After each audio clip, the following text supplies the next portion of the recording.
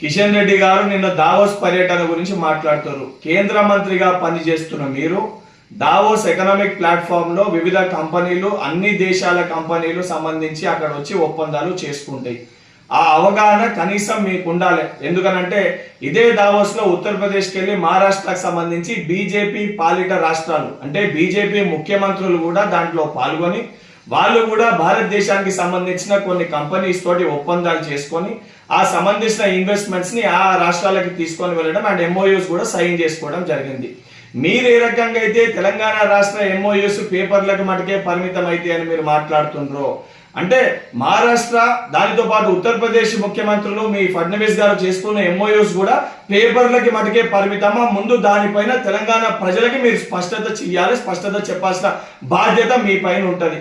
ఈరోజు బీఆర్ఎస్ పార్టీలకి తొత్తులు లెక్క బీఆర్ఎస్ పార్టీ నాయకులు మాట్లాడిన దానికి వత్తాసు పలికే విధంగా మీరు కుమ్మక్కై రాజకీయాలు చేస్తున్నారని నిన్న మీ యొక్క ప్రెస్ మీట్ ద్వారా చాలా స్పష్టంగా మీ మాటల్లో తెలంగాణ ప్రజానికానికి కనబడ్డది.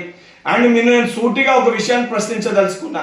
గత 10 ఏళ్లుగా కేంద్రంలో బీజేపీ పార్టీ అధికారంలో ఉన్నప్పుడు కేంద్ర మంత్రులుగా మీరు ఏదైతే ప్రాతినిధ్యం వహించినప్పుడు తెలంగాణ రాష్ట్రానికి కానీ హైదరాబాద్ నగరానికి కానీ మీరు ఎన్ని నిధులు తీసుకొని వచ్చారు? తెలంగాణ రాష్ట్ర అభివృద్ధిలో మీ బాధ్యత కూడా ఉంది.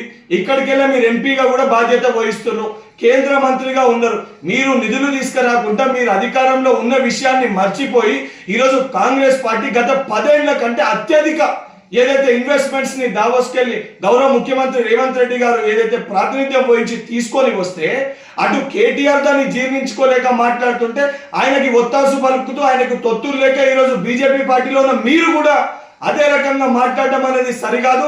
నిజంగా మీకు బాధ్యత ఉంటే తెలంగాణ రాష్ట్రానికి తీసుకురావాల్సిన నిధులు తీసుకొని వచ్చి దాని తర్వాత మీరు విమర్శించాలని చెప్పి కిషన్ రెడ్డి గారిని హెచ్చరిస్తున్నారు.